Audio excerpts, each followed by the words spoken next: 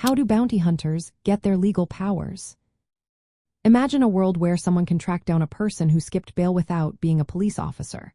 That's what bounty hunters do. But how do they get the legal right to do this? It all comes from the bail bond system and court rulings. The most important case is the 1873 U.S. Supreme Court decision called Taylor v. Tainter. This case set the foundation that bail bondsmen and their agents, the bounty hunters, can arrest fugitives who don't show up in court. When someone is released on bail, the bondsman takes responsibility for them. If the person runs away, the bondsman risks losing the money paid to the court. To recover that money, they hire bounty hunters to find and bring back the person. This relationship gives bounty hunters their legal powers. They can arrest fugitives without a warrant if they skip bail. They can even cross state lines to find them, but they must follow the laws of each state they enter. Sometimes, bounty hunters can enter a person's home without a warrant to make an arrest, but only under specific conditions. They can use reasonable force to detain and transport the fugitive back to custody. It's important to remember that bounty hunters are not police officers. They are independent contractors hired by bail bondsmen. Different states have different rules.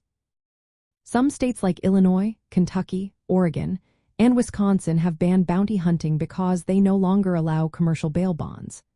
Other states requiring bounty hunters to be licensed and follow strict rules. For example, in some states, bounty hunters need to complete training, pass exams, and get a license that costs a few $100s.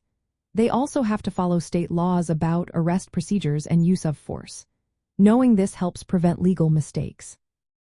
Bounty hunters must follow the laws of the state they work in. If they don't, they could face charges like unlawful arrest or trespassing. Defendants and their families should understand that bounty hunters have legal authority to find and arrest bail fugitives but do not have police powers. Proper paperwork and authorization are essential when making an arrest.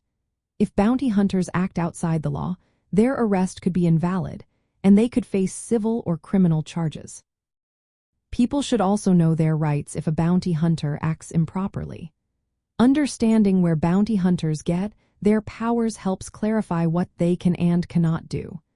It also highlights the importance of following legal procedures in bail and fugitive recovery to avoid costly mistakes.